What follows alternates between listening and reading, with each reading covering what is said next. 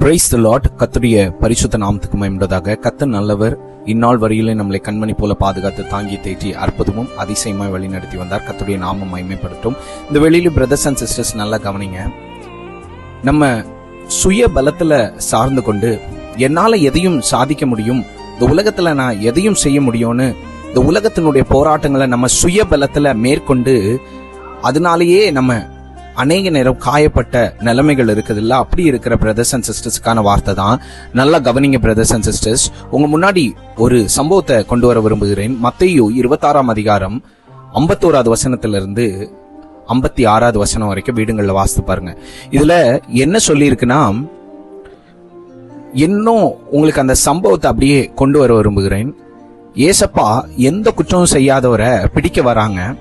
அங்க வர்ற இடத்துல அவரை பிடிக்கும்போது டக்குன்னு ஏசப்பா பக்கத்துல இருந்தவங்க, ஏசப்பா கூட இருந்தவங்க ஒருத்தங்க என்ன பண்ணிட்டாங்க, பட்டயத்தை எடுத்து அந்த வந்தவர்கள் ஒருத்தங்களை காதார வெட்டுறான்.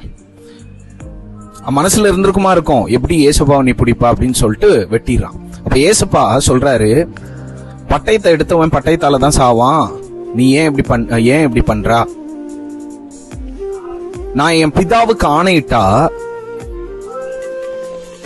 12 லேகியோனுக்கு அதிகமான தூதர்களை எனக்கு அனுப்புவாங்க அப்படின்னு சொல்லிட்டு. நல்லா புரிஞ்சுக்கணும், ஒரு லேகியோன்னா கிட்டத்தட்ட 3000 இருந்து 6000 சோல்ஜர்ஸ். So 3000 to 6000 soldiers.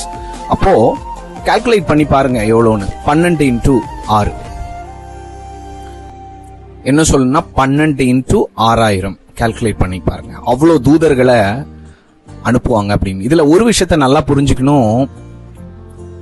ஏசப்பா பிதாக்கு கிட்ட வேண்டிக் கொண்டா எத்தனையோ ஆயிரங்கள் தூதர்களை அவருக்காக அனுப்பி இயேசுவை பிடிக்க வந்தவர்களை ஒன்னும் இல்லாம அவங்கள கொன்று போட முடியும். ஆனா ஏசப்பா அதை செய்யல. கீழே சொல்லி இருக்கிறாரு, தொடர்ந்து வாசித்தீங்கன்னா 54 இருந்து 56 வரைக்கும் வாசி பாத்தீங்கன்னா இருக்கும். ஏசப்பா சொல்லி இருக்கிறது நிறைவேறாம போயிடக்கூடாது. அவர் எழுதி இருக்கிறது, அவர் சொல்லி இருக்கிறது, பிதா சொல்லி இருக்கிறது நிறைவேறாம போயிடக்கூடாது. அதுக்காக தான் நான் அமைதியா இருக்கிறேன் அப்படின்னு. எவ்வளவு கீழ்ப்படிதல்ல நல்லா புரிஞ்சுக்கோங்க.